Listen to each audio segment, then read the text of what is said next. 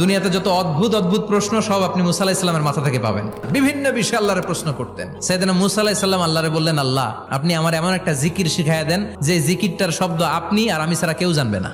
দিনে রাতে সব সময় এই জিকির আমি করব, আপনারে ডাকবো, কিন্তু শর্ত হলো এই জিকিরটা জানবে শুধু আপনি আর জানবো শুধু আমি। আল্লাহ বললেন, মুসা পড়ো লা ইলাহা ইল্লাল্লাহ। মুসা আলাইহিস সালাম কয়, মাবুদ এটা তো জাতীয় জিকির, সবাই জানে। আমি তো চাইছি এক্সেলেন্ট একটা জিকির, কারো কাছে নাই, শুধু আমি জানবো আর আমি পড়বো।